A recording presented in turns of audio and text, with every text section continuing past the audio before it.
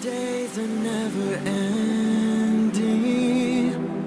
when the nights are feeling lonely, there's a place that I can go, where the birds are free to roam, in the sky, flying high, over fields of green, and where the stars inside the sky, we're the last ones shining bright, pushing through the storm tonight, we'll be burning on and on and on. We're the stars inside the sky, we're the last ones shining bright, pushing through the storm tonight, we'll be burning on and on and on.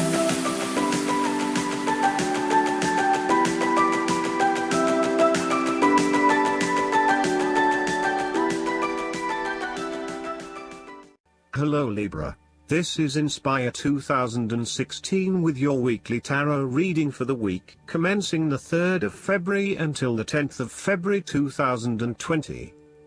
The first card for you is representing, how do you feel about yourself?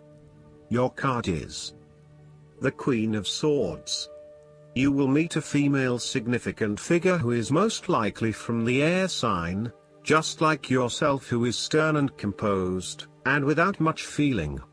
If you are single, she might be someone that you're looking forward to be your partner. On the other hand, this card also represents the intellect's ability to judge and discern impartially, without the influence of emotion or sentimentality. She likes to know the how, what, why, where, when and who of everything to help her make sense of her environment and to better understand others. It is not that she does not care about others, but she connects to other people through an intellectual understanding rather than an emotional understanding. The Queen of Swords is a sign that you need to be independent in thought and in judgment. You must use your unbiased intelligence in order to make a judgment of a particular situation, drawing upon every piece of information and fact that you have gathered along the way. Empathy or compassion towards others may distract you from the task at hand, so it is important that you think with your head and not with your heart at this particular time. Do not let emotion get in the way. Rather, use fact and logic to make your decisions. The Queen of Swords also has an innate ability to tell it like it is. She is a quick thinker and highly perceptive, and as such, she can cut through the noise and confusion to get straight to the point. There is certainly no beating about the bush, or softening of her comments, opinions and thoughts. She is upfront and honest about her opinions, and expects the same from others. The best way to interact with the Queen of Swords, therefore, is to remain as impartial as possible, and to present your thoughts and opinions concisely and honestly. The second card for you is representing, what do you want most right now? Your card is the Ten of Swords. What you want most right now is an ending of your relationship and a fresh new beginning. However, you may feel powerless as something comes to a crashing and sudden end, and you feel as if you are being attacked or backstabbed by someone else. You may even use this challenging time to portray yourself as a martyr, to show that you have put your interests last but have suffered as a result. The Ten of Swords also indicates a difficult experience of endings, loss, pain or release. However, the saving grace is that you have a new awareness and a positive sense of relief that the difficulty and pain will soon be over and will evolve into something new. As with all endings, there will be a new beginning, a rebirth, and a rejuvenation of the spirit. So, while this card may seem negative at first glance, it is a card of help and an indication that your troubles will not be permanent. Furthermore, this is the final moment, and no more pain will come to you from that source. It is darkest before the dawn, and as gloomy as it looks, the sun will rise again. It can only get better from here. The Ten of Swords is about letting go and accepting your current circumstances. You no longer resist change but allow it to happen, even if it causes some initial pain and hurt to you. You accept that there must be change in order to facilitate renewal, and you allow it to occur rather than fighting it. After a painful situation, it is a signal to pick yourself up off the ground and to reflect upon what happened to you and why, and what you can learn from the experience. The Ten of Swords is a sign that the pain and hurt you have endured has not gone without purpose. The positive power within you can be used to learn from your pain and draw wisdom from defeat. The third card for you is representing your fears. Your card is the Nine of Cups. You are afraid that your wishes are not materializing as expected. Your expectations may be unrealistic, or you may not be actively pursuing your dreams, instead hoping that they will manifest with little input or action from you. On a more emotional level, the Nine of Cups typically indicates a wonderful feeling of satisfaction you get from knowing that everything has fallen into place and you have everything you could imagine. However, there is a sense that there is still something missing deep down, and the inner fulfillment you have been seeking is still not present. There may be disappointments due to imperfections and mistakes, smugness, overindulgence, greed, superficial or materialistic values, shallowness, gluttony, and excessive preoccupation with gratifying your own desires, oftentimes at the expense of the needs of others. Physically, the Nine of Cups can indicate ill fortune due to overindulgence in food, alcohol or drugs and the consequences that come with them. Be careful not to overdo the sensual pleasures and instead demonstrate some moderation in your indulgences. The Nine of Cups can suggest greed and a lack of concern for other people's needs in favor of your own. You may have an inadequate regard of how your behavior is impacting others, and are often found gloating or boasting about your successes while others are suffering. Be considerate, and even if you have something to rave about, think about the impact that may have on others. The fourth card for you is representing what is going for you. Your card is the Four of Wands. There is a sense of harmony and balance as well as completion, and thus symbolizes a time of peace and joy in life that come as the result of often difficult and challenging effort. You are about to experience good fortune, satisfaction, and fulfillment. It is also the perfect time to get together with your family and friends and to celebrate all the wonderful times that you have had together. Often, this card reflects the holiday period where you get together with the extended family and join in a celebration. Alternatively, it may be as simple as inviting your closest friends over for an intimate dinner and a few glasses of nice wine. The Four of Wands often points to a marriage, engagement, birth of a child, a birthday, graduation or other type of celebration that marks a special milestone. If you have been working on a project, you will reach an important milestone and will have cause to celebrate. You have completed a significant phase of the project and can feel very proud of what you have accomplished so far. This card augurs a time of joy and satisfaction in life and represents the personal gratification of a job well done, a goal attained, and a vision beginning to be realized. You may be working on improving or renovating your home.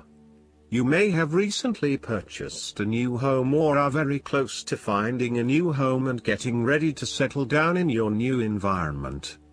You may find a refuge from the turmoils of life, perhaps by meeting someone new in a romantic setting, or by finding a new place to live that is away from it all. If you have been experiencing any disagreements with others, now will be the time to make a peace offering and instead focus on creating harmony in the relationship. The Four of Wands provides encouragement when things seem too daunting. The card serves as a reminder that most things in life do not come easily, and so when you do accomplish a major milestone, you should be proud of everything that you have achieved. The Four of Wands is also representative of move from one stage to another, and moving past mistakes and challenges to a place of peace, acceptance and happiness. The fifth card for you is representing what is going against you. Your card is the Ten of Wands. You are afraid and unnecessarily holding on to this burden when you do not need to.